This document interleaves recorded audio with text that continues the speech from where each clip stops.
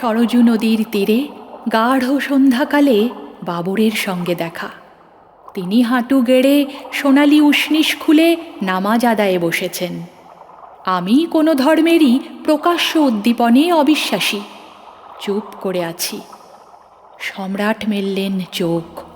আমি করজোড়ে নিবেদন করি তাঁকে, হে শাহেনশাহ, এই যে অযোধ্যা আর রাম পরিবার, সত্য হোক বা না হোক, নেই ইতিহাসে, তবুও অজস্র লোক কল্পনায় মানে। এখানে কি মসজিদ না বানালেই নয়? সম্রাট ঈষৎ হেসে অভয় দিলেন, ঠিক স্থলপদ্ম রং বাম হাত তুলে বললেন, ওরে বেটা, যতক্ষণ আমি নামাজ পড়ছিলাম তুই কি করছিলি? পাশের মন্দিরে কেন পূজায় বসলি না?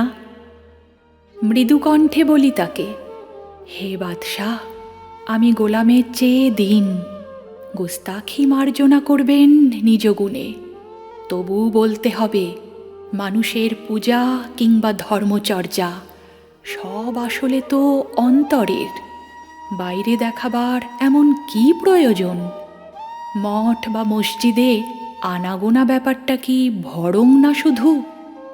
রামের মন্দিরটাও প্রয়োজনহীন। কোনো শাস্ত্রে মন্দিরের কথা কিচ্ছু নেই। সম্রাট বাবর তার নীল চক্ষে হেসে চুপি চুপি বললেন, অচেনা কুমার, আমি এবংবিধ প্রশ্ন বড় ভালোবাসি।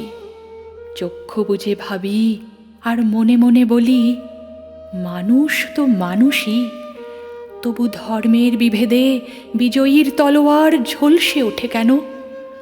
ধর্ম কিংবা মনুষ্যত্ব, এই দোলাচলে কাটিয়েছি বহুদিন। এইবার আমি বুঝেছি এ সার সত্য। মন্দির মসজিদ অহংয়ের খেলাঘর, ঐশ্বর্য পুতুল।